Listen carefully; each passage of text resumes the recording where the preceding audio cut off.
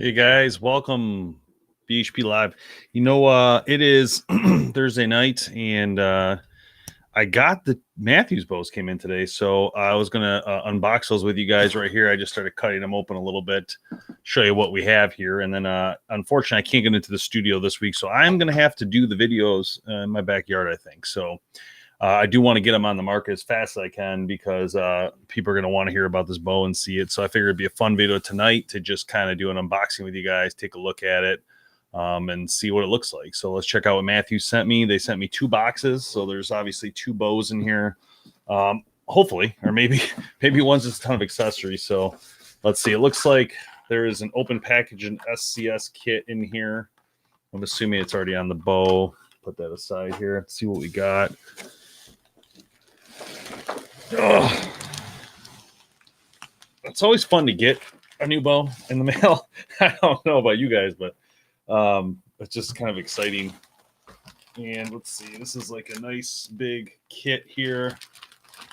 Oh no, it's a lefty. Just kidding. So let's see. This looks like the longer bow. Oh, this is the 31 V3. That's what she looks like. We'll talk about the feel of it in a minute, but let me see what else is in this bag real quick here. $10,000. Let's see. How's it going, everybody? Hope everybody's doing well. I'll get to your comments in a minute here. All right. So in this bag, it looks like there's a really nice Matthews hat. Again, the SOS. I believe it's SOS, right? I said that right. SCS, sorry, SCS kit. One of the components to help lift up your bow. Ooh, some really cool stickers in there. That looks pretty nice. All right, and this is the 31-inch V3. That is pretty cool. That is actually really neat. It's a nice feel. It looks narrow up in here. This looks nice up in here, and it looks narrow. I can't get my hands on my VXR to see what it looks like, so I don't have it here, but a little bit hard to see. But see if I can get a little closer there for you. So, most expensive hats in the market? Yeah. Anyway, this is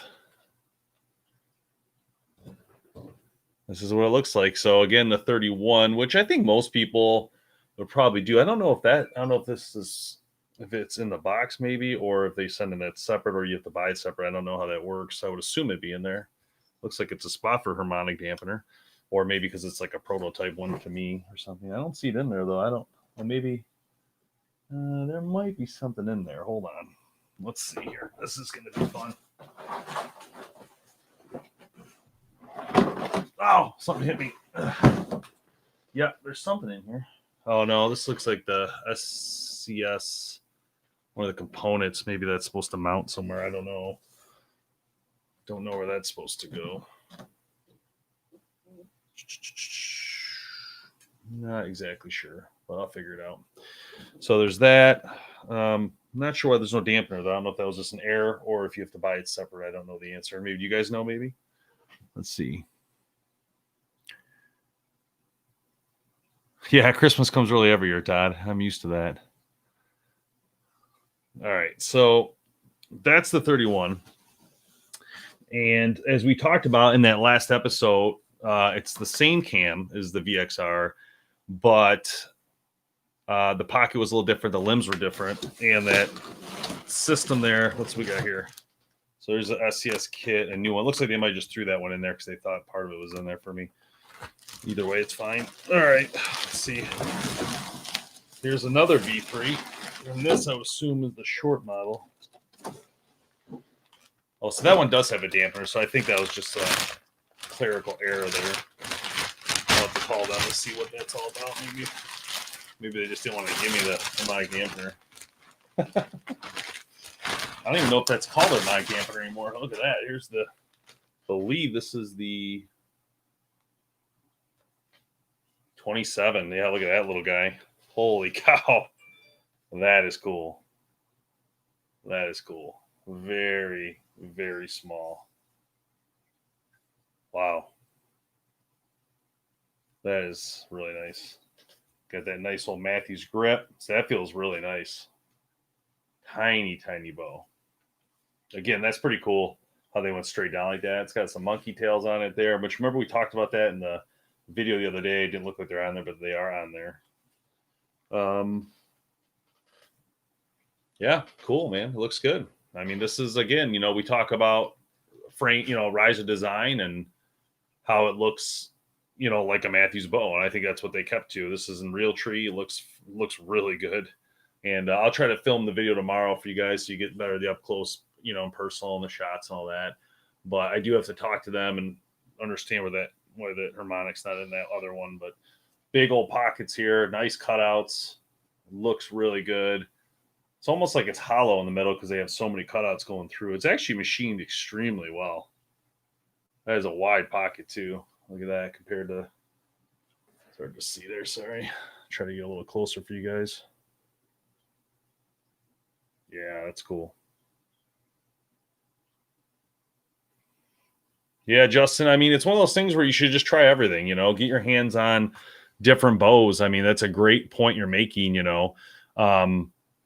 and, for me, it's been a very fun, this whole ride of BHP has been exciting because what I do is I'll go hunt until I usually kill an animal with one bow. Then I'm done with the bow and I move on to a different model or a different brand even just to try different things.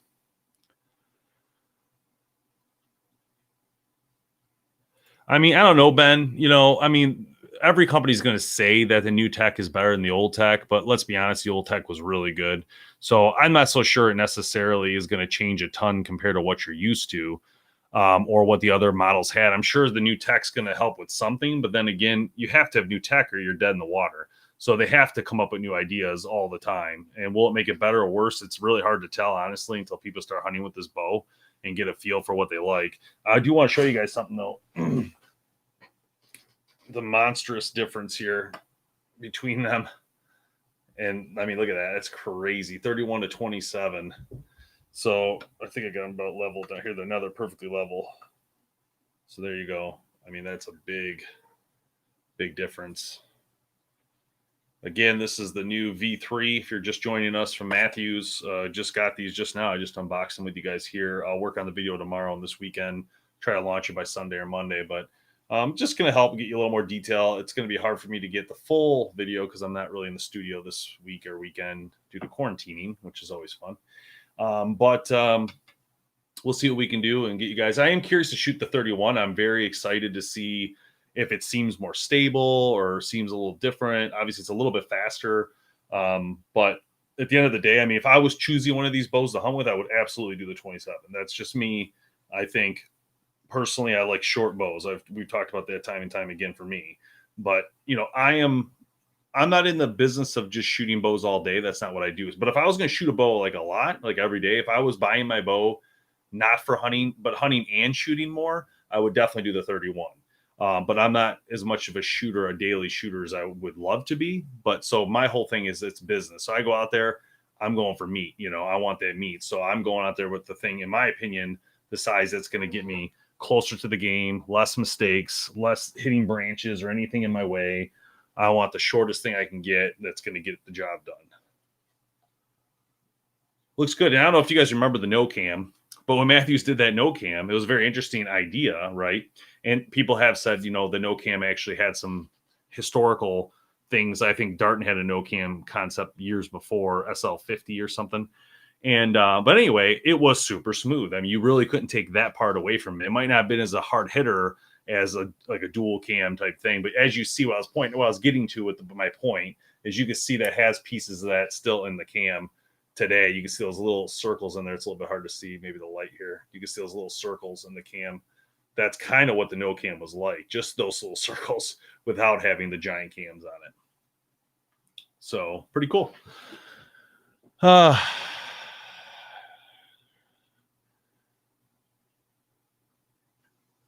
Yeah, thanks, Raymond. Yeah, I gotta look. I don't know. I mean, that is strange. I don't know what happened there.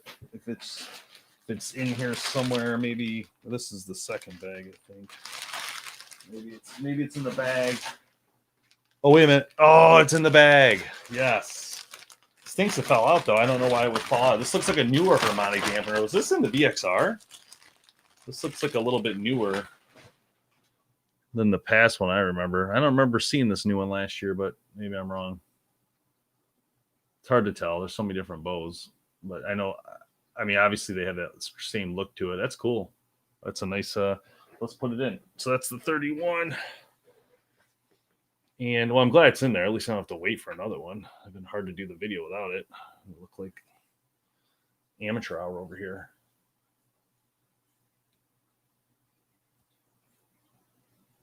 Oh, it's okay. Well, maybe. I think I need a pencil or something. Use the scissors with the flats. Oh, no, I think I got it. Oh, yeah, I got it. Okay, cool. Got it now. We got it now. So good. All right, we're all set then. I just got to loop these up tomorrow, get some clips for you guys, and then we're going to shoot them. I'm curious to see the feel of it, to be honest. I'm going to see if I can get my hands in that VXR. I'd like to shoot that next to it. Actually, maybe we just cut to those videos while we're doing this video. Who knows, you know. All right, what's that say? Sorry. Do you know the MSRP yet on these bows? Yes, the MSRP is $11.99. That was that question there. What's I think you're referring in this question, Ben, to are you saying you're most interested to see what it's like against the VXR? Yeah, that's a great question. See, I think the VXR is still in the lineup because it's an amazing bow. They did a great job with it, and you know, people might still opt to get the VXR. You know, and I think actually, you know what? I wonder. Let me see something real quick. Let me see something. Now I think I just So the VXR is a 28. Oh, wasn't that available in two sizes too, though? So it looks like they're keeping the VXA 20R. So the VXR 28, and then they're going to have the V3. Okay, so let's do it this way. Oh, no, there it is, 31.5. So now they have a 31.5 VXR, a 31 V3, a VXR 28, and then a V3 27-inch. So there's your whole sizes, but then they also have the Atlas, don't forget that, and that one's going to be the bigger bow, 34 3/4. So, and that one does have the same concepts with the riser. I'm looking at it now there. So yeah, that's cool. That's got it.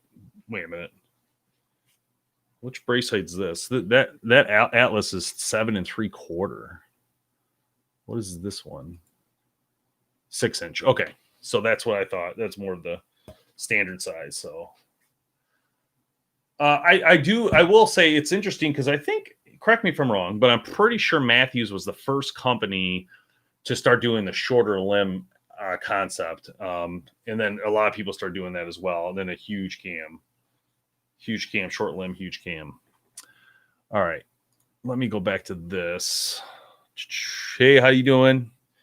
All right, so welcome everybody from YouTube and Facebook tonight. Okay, let's look at these stickers. I know it's silly, but I want to see what they give me in this book. So you get the hat, like I said, which is really cool. And it's actually smart on their part. You should, they probably want people wearing their hat in the field and all that, so you might as well just put it in the cost. Matthews Archery USA. You get this one. That's really nice. I love these mountain type ones. Matthews Archery with the blue. That's cool. Matthews elevating the archer experience. Actually, what I wish this said was Matthews, catch us if you can. I wish they would have kept that one in these. I love that saying. I thought that was always a good one. All right, so cool. Christmas early. We got the bows. We're ready to go.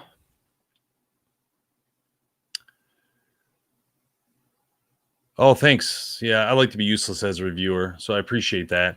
Well, no. So the answer to your question is, do I say negative things about bows? No, it makes no sense for me to tell you something negative. That's not even logical. Anything I would tell you negative could be opposite for Ron or Ben or Justin or anybody else on here. So if it's useless to you, feel free to not watch it. That's how I look at it. And you're welcome. Thank you and please and welcome. See you later. So, but that's my point, is that, if we don't like a bow, it doesn't really make the show. So, I mean, there's been stuff we've reviewed. We've never made the show. You guys have never seen.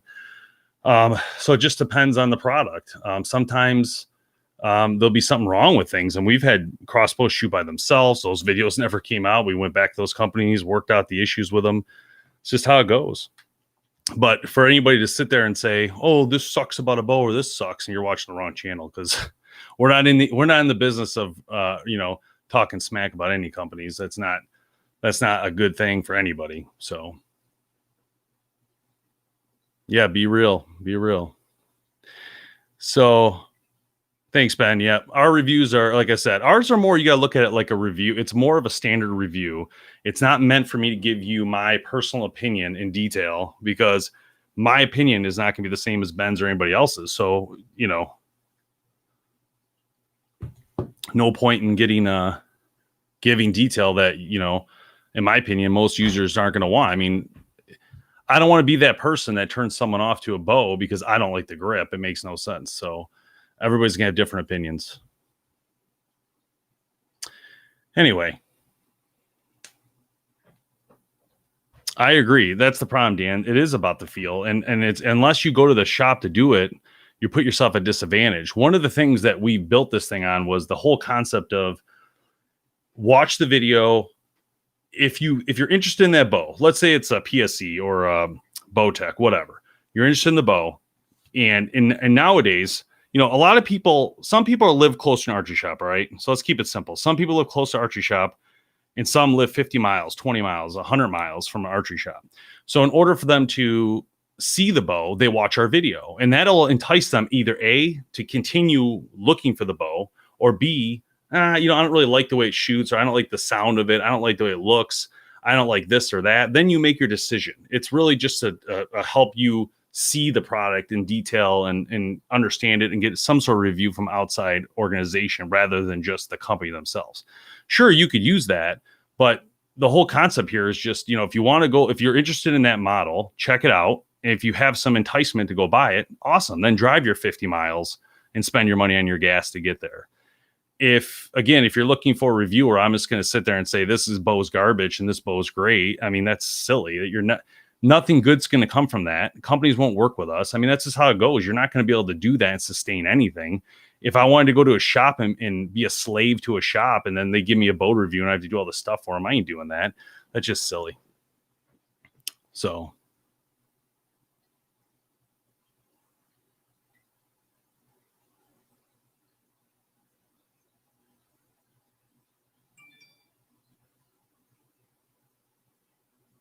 Sorry, just reading through your guys' comments. There's a lot of comments catching up on.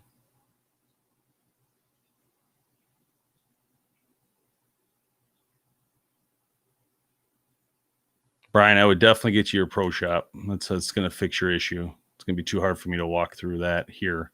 Normally, we have anytime we do that kind of stuff, we have our bow tech come in house and do it. So it's not something I really do necessarily myself. But anyway, all right. Well, I think we're good. So I'm going to work on these Matthews bow videos tomorrow. Hopefully I'll have something for you guys this weekend. I'm hoping I can get the speed test in. That's my only concern right now.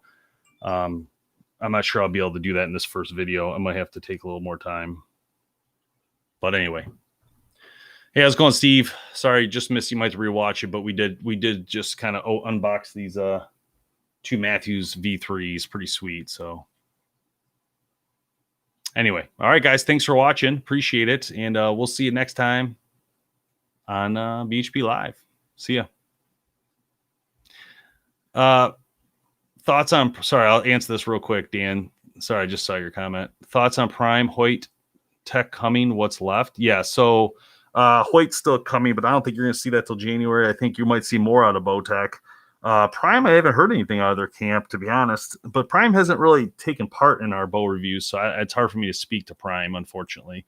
They do their own thing. They don't really work with us, so it's hard for me to help you there. But I would love to get them on. It's just I feel like every year we try to get them and it doesn't work out, so I'm trying. But I would like to get them on. It'd be nice for you guys to be able to see their stuff as well. What else is left? Expedition, I don't think it's coming out till January, so I think you're going to find a lot more time like that.